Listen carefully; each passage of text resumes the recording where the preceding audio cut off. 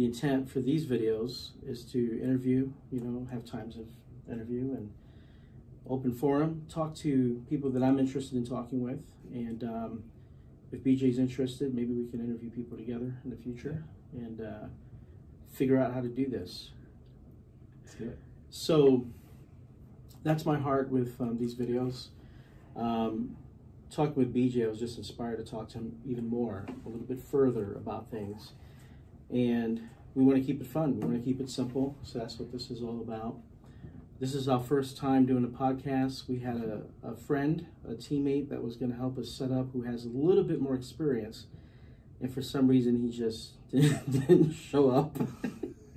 So you know who you are. Shout out to you, Mr. Anonymous. All right, so we're going to start with this interview, and I'm here to interview BJ. There's two things I kind of want to get to with him. So the first one is perspectives on COVID. Yeah, there's a lot going on, and as Christians, we respond in different ways. Absolutely. And we're just kind of surprised at some of the encounters we're having. And I just, maybe you can elaborate a little bit more on that, BJ, and kind of what are your thoughts? Yeah, absolutely. We have been just in a very interesting year. I think it's going to be interesting to look after we get past some of these things of, a couple years down the road, maybe 5 years down the road, and just think back about how we handled ourselves, the encounters we did have, and some of the themes that were going on, and some of the things I feel like I've been experiencing. It's been interesting since March, when things really, kind of hit the floor, and the reactions that a lot of people had. There's a lot of confusion, and into now, some people have stayed the course with whatever approach they took, and some people have gone just back and forth. And so some of the things I've encountered was, especially, and we'll keep it on topic with Christians and people in the church, is there's been a lot of anger. I feel like there's been a lot of anger, and I know there's people been dealing with a lot. I think we've been fortunate to keep working, and that's maybe even a bigger blessing than maybe I even realized, because I know there's a lot of families and things that have dealt with real hardship, and so there's probably a source of anger or frustration. And what do you think that anger is towards? Yeah, I mean, most directly, it seems like it's towards the government, towards folks that are maybe even trying to be a help in whatever our view is. And some of my perspective on a lot of this has been, how can I be a help? What way can I be a peacemaker? What way can I do my part in being a help? Even if I don't even fully know if it's helping, but at least like if it seems like that's the direction people are going to be a help, whether it's wearing a mask, whether it's physically distancing, whether it's being creative with whatever we do, hey, if that's what we think helps, because it seems like nobody knows. So I think whenever people are falling on a hard line about they will do this or they won't do that because they seem to know, I've had a hard time, because it doesn't seem like anybody really knows what's right or wrong. Right. And for me to take the approach of, I don't know, and so I just want to be a help. It's been discouraging at times to see others push so hard, especially Christians, who are to be the light of Jesus. And I know that we need to also be sound in biblical truth, and we need to stand up for our faith and things like that. But I don't know if this is that. I don't know if this is that, really. It seems like there's a lot of people that really want to stick to what they've always done, and they've wrapped it a little bit in their Christian truths, possibly. And I've had a hard time with that, because a lot of it hasn't looked like people extending grace and love and try to create peace amongst people in a chaotic time. Yeah, you're hitting on a lot of good things. I wonder if some of the frustration that people have are towards untruth, what they perceive to be untruths, and they're like, well, we have to defend ourselves, we have to stand up, we can't be manipulated, we can't be controlled. I've even heard it go as far as people saying, this is just a test phase, the government has a the powers that be have an ultimate plan to even restrict us more, become this, controlled type of state. It does sound a little far-fetched, but I would imagine a lot of Christians feel like there's some validity to that, argument. I'm just wondering, what people are thinking, what makes them get so upset, maybe even not act Christian, sometimes. That's been one of the things that's been really hard is social media has been a hard place to exist on. I'm not sure how active you are on social media, but I'm more of a lurker. Okay. I don't post a lot, but I look and seeing a lot of very negative, almost hateful things from people that, as far as I know, are believers, and them reacting very negatively on social media in some of these ways. That's been a bit of a hard thing to. What's the scariest thing you've seen so far? With someone is a Christian, and yet maybe they acted out a certain way, they said a certain thing. Maybe it was on social media. Maybe it was more. Maybe you were more of a straight out witness to it. Have you experienced anything like that? Anything a little scary? Yeah, right. A few of the scary things I think have been the length and depth. I feel like, and so it hasn't been like a direct thing towards me or anything. Length and depth. I think you talked about some of those government plans and that. The length and depth people have taken a story or a theme to connect it with like an ultimate end plan. So it's like they really weave their way in and around to try to connect all these things almost in a conspiracy way. And I think Christians have a hard time, because we know that God has plans. We have a hard time thinking that some things just are kind of disconnected. Yeah. I think we have a hard time with that. We always think, well, there's got to be a reason it's connected. And so I think that's been scary for me to see the amount of time people have spent trying to connect all these things, whenever really we have a bigger task at hand that God has called us to. And I think it's been a scary thing to know that, man, I think Satan's really using these distractions I think of the time I've wasted judging people. And I had to check myself on that, I'm going to step aside and not waste my time being frustrated because that's distracting me. That's what makes you better than other Christians. You are more self-aware.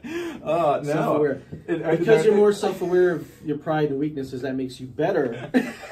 It's called my wife, and she's the one that's like, hey, you need to stop doing this. I like what you said, because it does seem like some Christians go out of their way to compile a lot of data, a lot of information, and you kind of wonder, where their heart has been, because if the focus is too much on all this information that we can see with our eyes and hear with our ears, I think we forget the Ephesians passage that our battle's not against flesh and blood. Right. It's against spiritual forces. Absolutely. And it doesn't matter who's trying to manipulate who and who's got what agenda. If we're on our knees, that's where I think it really matters. Yeah. And I think that people are scared, even Christians. They're scared. Maybe I don't know what their past experiences are in their church life or in their work life of hurt and uncertainties, and so they have. That's a thing we say sometimes coming to our churches. We don't know what people are bringing in the door with them, and so I'm sure even people posting. That's where I've kind of slowed down on maybe trying to argue my point, or is that I just don't really fully know where people are coming from.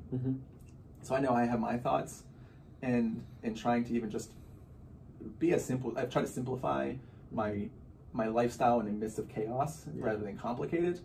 And I tried to push that on some people, I think, and I started having to back off just a bit and really start praying for people. I realized that was one of the things, I'm going to start praying that God brings peace to people. Not like he fixes them, because I don't know what that means, but he needs to fix me continually. And so just to be praying for the situation more. You're probably praying that, but you're also like, but Lord, that other person's worse than me. They just really need to all have wake up.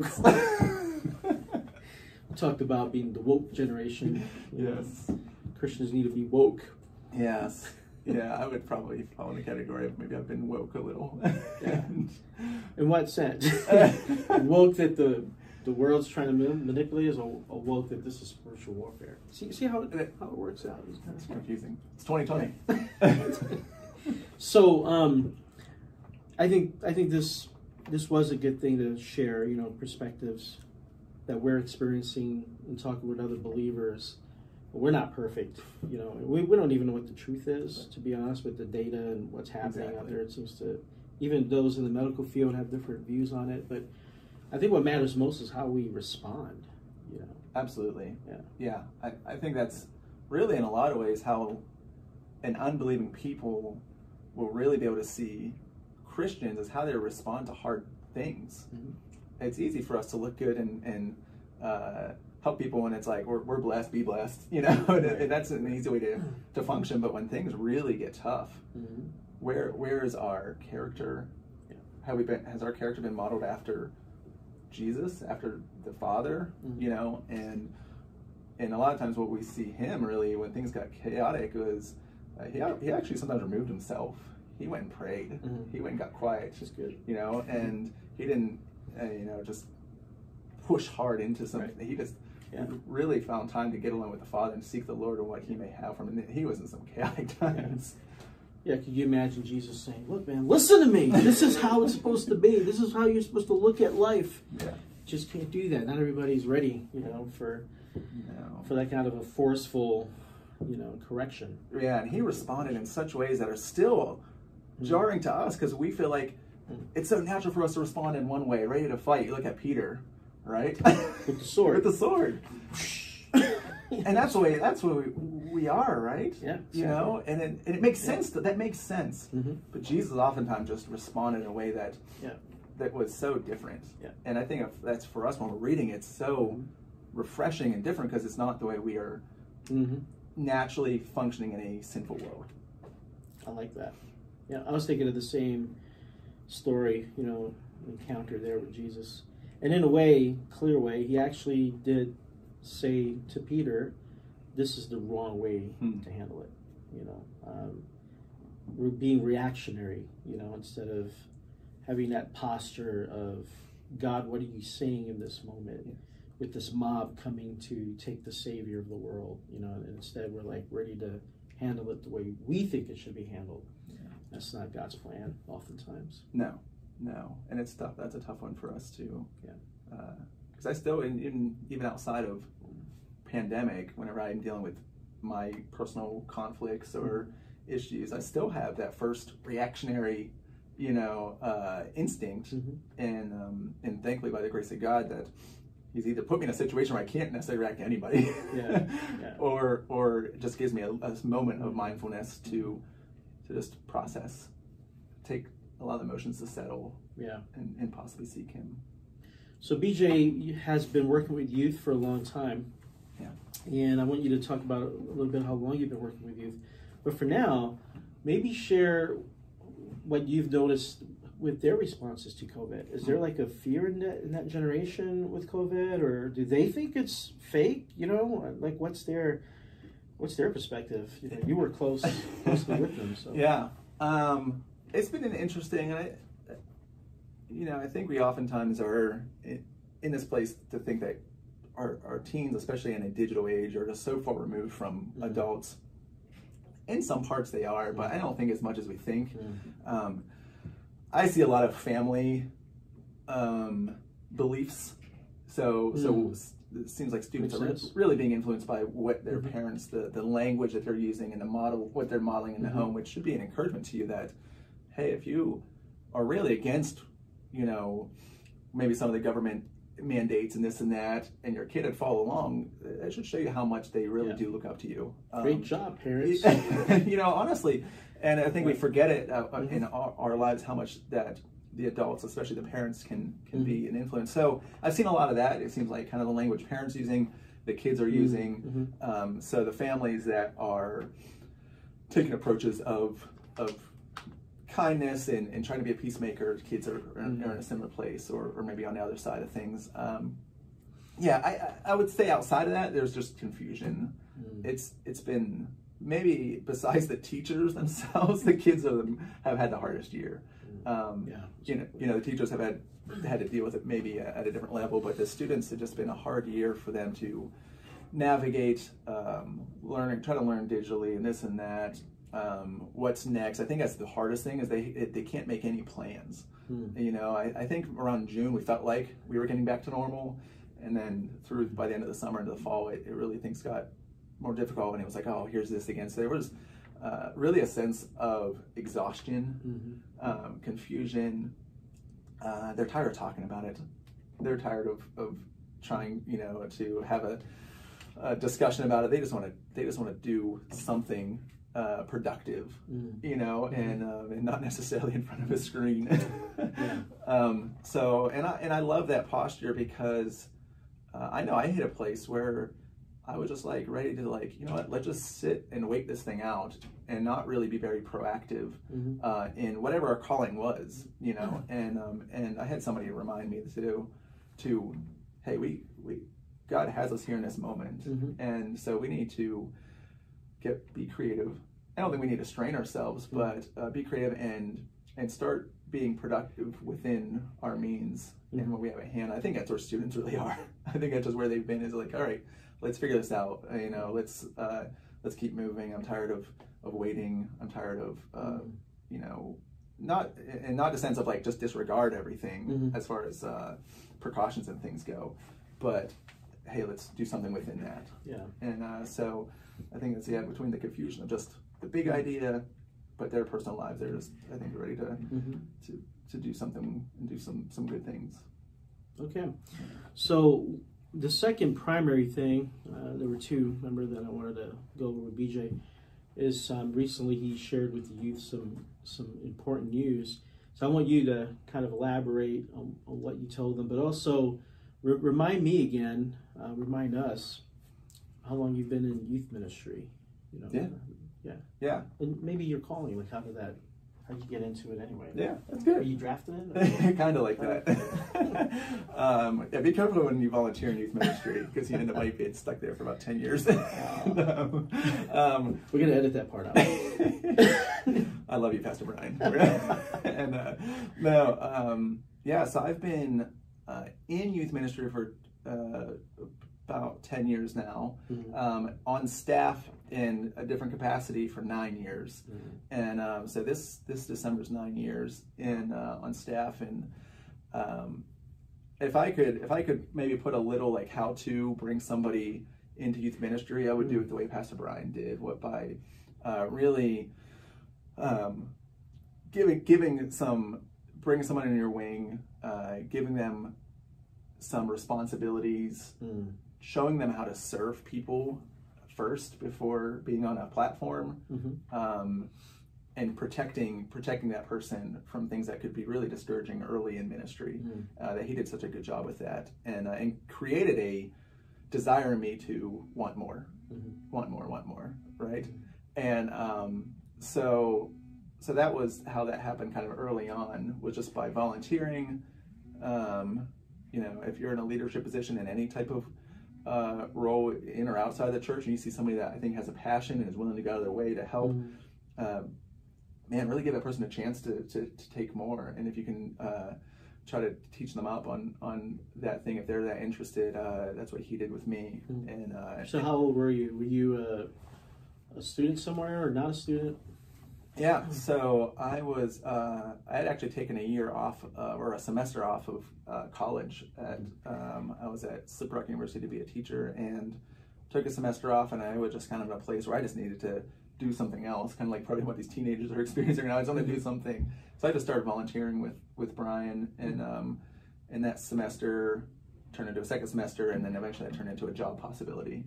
And then I just felt like then it was just like God was just opening up this opportunity. And it was always, as much as I wanted to be a teacher, that was also a kind of an area that I had actually looked into possibly transferring to a Christian school to become a youth pastor. And so it was always a part of my heart. And I just thought, how cool is this? I get to work by, in a sense, like hanging out with teenagers, trying to disciple them, doing a lot of cool, fun stuff with them, you know, having food fights, whatever. We did an awesome food fight outside once. It was incredible. And so those type of things. And as I grew in that position, I think that's where the calling came, was actually a bit later, you know, a few years later, where it was really confirmed through presenting the gospel and seeing kids' lives change, see their acceptance for Jesus. There is nothing in my life at this point that I can really compare for helping being a vessel to bring someone else to the Lord. And just being, I mean, it brings you to tears. It brings so much excitement. It makes you just feel like you're walking, you know, the Bible. You're just like walking it out, like this is what we're supposed to be doing. And between that and then baptizing folks, those things felt like, man, that's where I need to be, and that's what I need to be doing. Awesome. Yeah, and to have again some great support at our church to do those things and to be in the community and get to know my hometown. One of the things I thought was that I wanted to move down south. I always talked about I wanted to move down south where it was warmer, find a small town that I could. How far south is south for you? Like, what do you mean? Like, I like Georgia. Okay. Georgia's, yeah, that was the South I was talking about, and I always had this picture of a town in my head, you know, a town that had enough to do but not real big, and that I could maybe get plugged in a church or maybe do baseball lessons. I love doing baseball lessons, and then one year we were serving in our community doing our mission in Washington, and I walked outside the doors of a building in Uptown Washington. And it hit me that I was living in the town that I've always dreamed of. Oh, wow. And it's my hometown. I was like, wait, God, this is actually what I want. It just happens not to be in Georgia. It's in Pennsylvania. That's cool. Yeah, and so that was a big moment for me as well. Yeah. Yeah, God has a way of doing that. Yeah. You know, to us. So you shared some news with your current youth group, and how long have you been a youth pastor? 9 years. Yeah, 9 years in different roles. Yeah. Okay, so yeah, talk a little bit about that. Yeah. So with that, and then just even right now, being reminded of some of my past experiences, which is fun to see where God has brought me. Got to share with staff recently, and then especially our youth. Maybe more importantly, the kids. I work with 6th grade through 12th graders. And got to share with them that my wife and I are making a change in where our vocation will be. And she works at a bank and has a promotion there, which is a super blessing. But we really felt like, as far as church life, and as much as she works a full-time job, a lot of her life is still spent at the church with me and serving and caring for teenagers. Yeah, a lot of time, a lot of evenings, and we just had felt probably for over this last year, maybe COVID has expedited some of these feelings that God may be starting to pull us in a different direction. And in some ways, as sad as it is that and really the announcement was that we're going to be leaving the church, as far as me being the youth pastor here, youth leader here, at the end of January, as hard as that is and what a hard decision was, there's a lot of excitement in what we feel like God is calling us to next, as we have really felt. And again, I think COVID has played a role in some of these things. How do we reach people in different ways that aren't just, I don't know, putting up a sign, come to our church, or or just imploring people to get them to our church. And we do a lot of things outside the church, we do, but there's still that sense of like, well, just get them here and then we'll work on them type of thing. With us being gone a lot of evenings, her working full time, we have very involved families, so we do like to be involved with our families. It felt like we just have no evenings or no flexibility to really be ministering in a way that God has pressed in our hearts. And so we really are excited about the opportunity to, as I take another job, it's going to be, in a non-ministry job that has some flexible hours, but my evenings will be more open, where we are able to minister to people on a smaller level. We really, I think, value conversations like this. We value being able to, I love cooking for people. I love having meals and treating people in that way and trying to be generous. My wife is one of the most generous people ever. She surprises me. I'm supposed to be the one I think it's supposed to be, as a youth guy being like ready just to like try to be generous, and she's the one that's just like complete strangers, you know. Oh, let's buy that cashier a candy bar because she looks tired. Like, wait, what? I didn't even notice that. You know, or taking a snack to the mechanic or whatever. Like just things all the time. And I think, but together after being married for 2.5 years, that's where we feel like God is leading us now, is to be able to really minister as that it's an equal parts, not just her kind of tagging along with me in youth ministry, as much as she loves it. And I think that a much harder high school girls small group this past youth group, whenever I told the news, then maybe the guys the girls were a bit emotional, and really they were just sad that my wife's going to be leaving and not so much me, I think. Well, that's really nice to hear that they bonded with her, because you said, you know, you're both really busy. You're doing this, so it's kind of nice to know you have good relationships. You know, you could see it in the response, and you know, them kind of maybe sensing, yeah, you know, we'll support you. You know, when you sense it's your time to, you know, move on, but it shouldn't be easy. Yeah. If it's easy, there's maybe something wrong. Okay, bye. Yeah, good. Yeah, you're I was a little afraid of that, honestly. Like they're like, January can't come soon enough. And from what I've seen, you have a good late, you know, volunteer team for the youth and those ministries there, young adults, youth, and you know, it's nice to know that it hasn't always been just on you and your shoulders. You've had a team to share that responsibility with, and so the kids can have that too. You know, they can run to them and join this time, and and they'll have that consistency, you know, there. So that's important. Yeah, I'm excited about what's possible there. There came a time where, and I think probably a lot of other youth directors had come to a place where it wasn't, you know, my ministry. It was, I got to help facilitate and lead and direct a ministry, but to really use the giftings of other people, and it's going to make it so much stronger. And that's what's happened. And really, in some ways, what a blessing it is, as I've been trying to work through this decision of stepping out.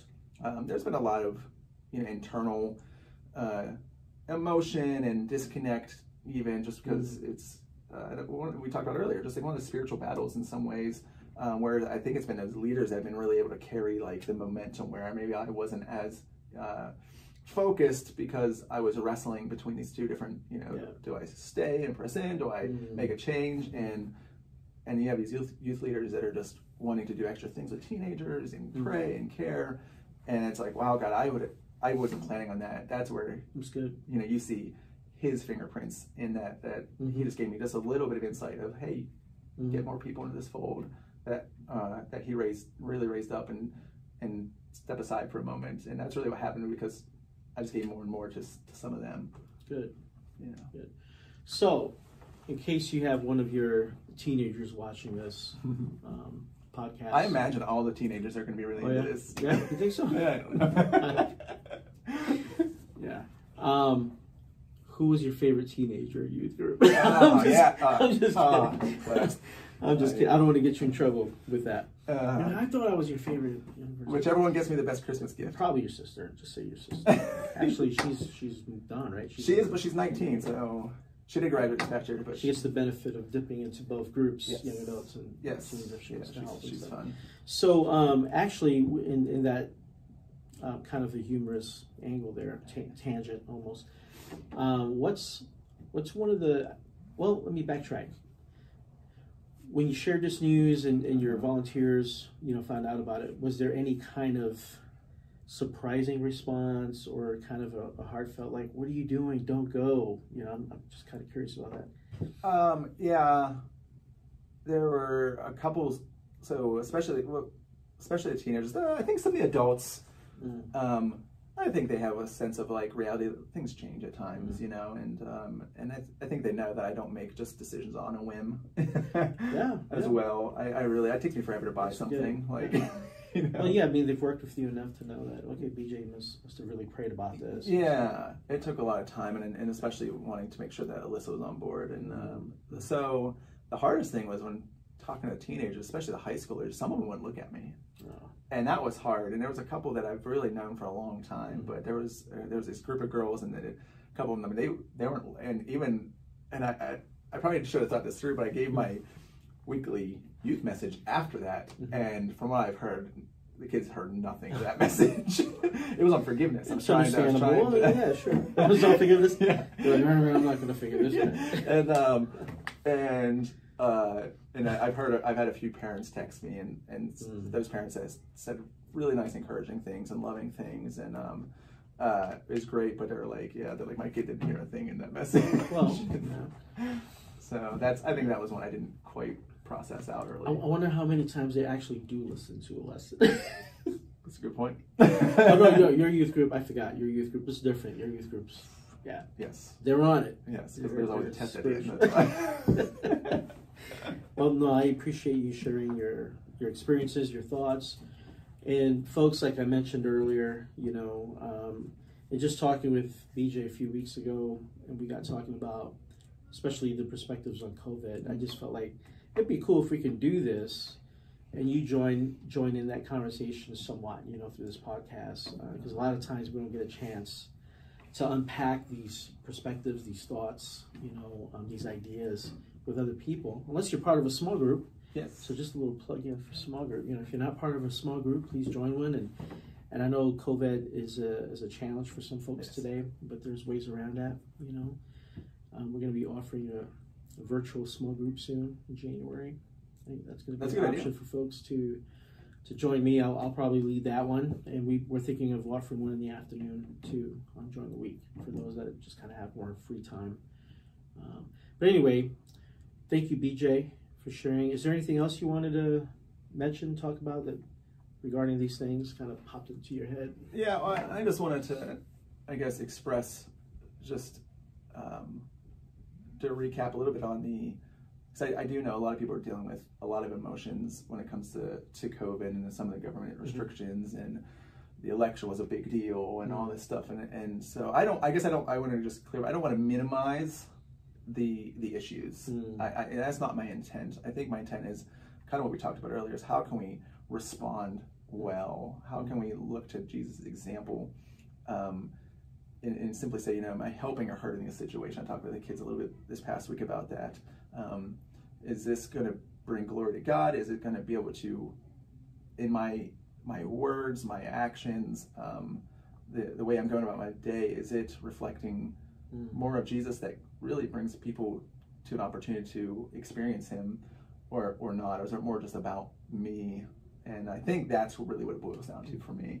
And so again, I don't want to minimize, because there's serious issues, and I'm sure there are some things that, some heavy problems that do need addressed, and that maybe I haven't been quite on top of.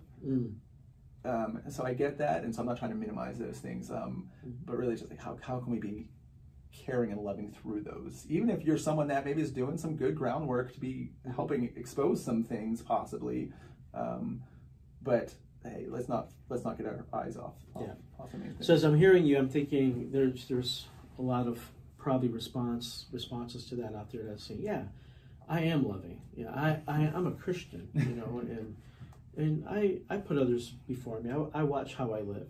So let's maybe close on a real practical area, that's good. Practical example, and somewhat of a little controversial, one as well. So the issue with wearing masks.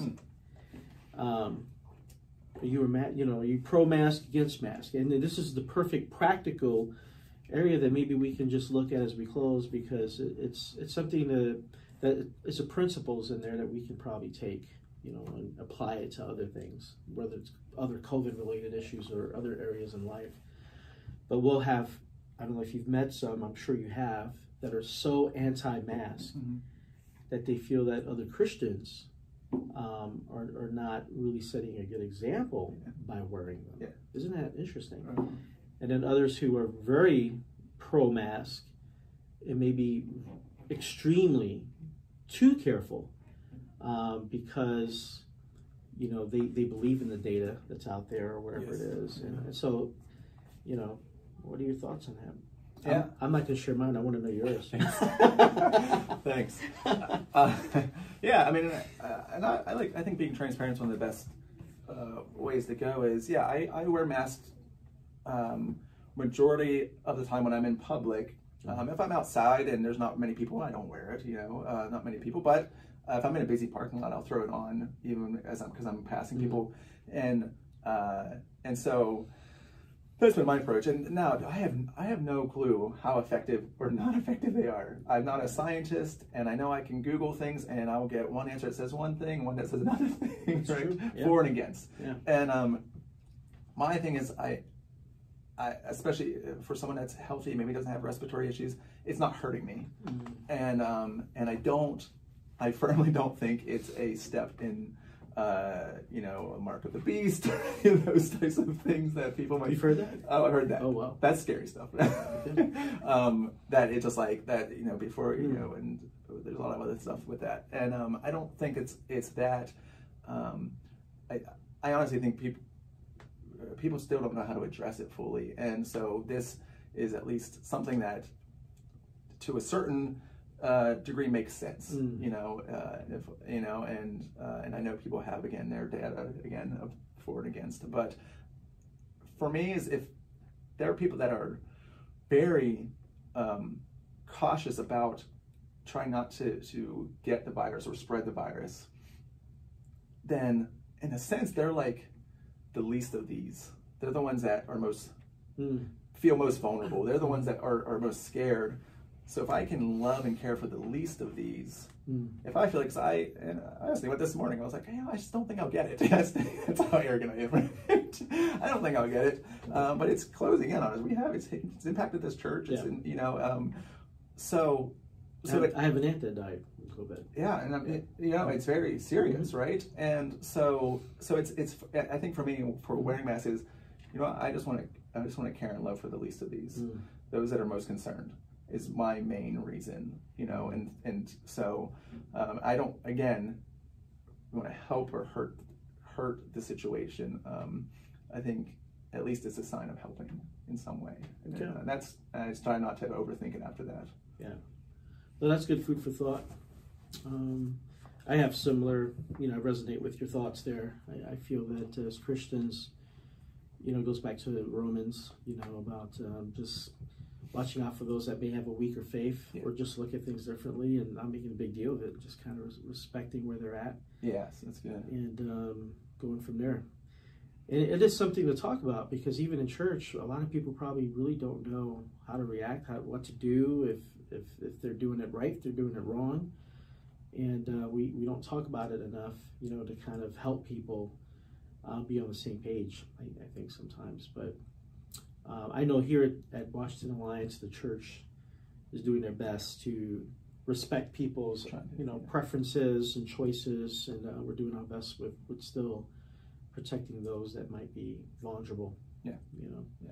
Like today, we had a great time with the Joy Group. Super fun. That means just older youth. That's all they are. Yeah, just older youth. There's a nice number that showed up for lunch, and the staff served them, and we wore our masks. We put gloves on, we served them, but not one of them that I recall was wearing a mask. And this is the elderly, older population, just older youth. I thought it was cute.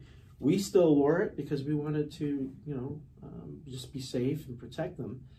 But that's how church should be, just kind of respectful and just and there was recognizing everyone's in a different place. And there were no questions or I felt any judgment one way or the other. Right. I think it was just that, hey, you're doing your thing, we're doing our thing. Yeah. And as a church, representing the church, we want to try to care. Exactly. Yeah, and it was an honor to do that. Yeah. Hey, BJ, thanks for meeting with me. Yeah. And this was fun. Glad we had a chance to do it. Me too. Thank you so much. Take care, guys. Bye.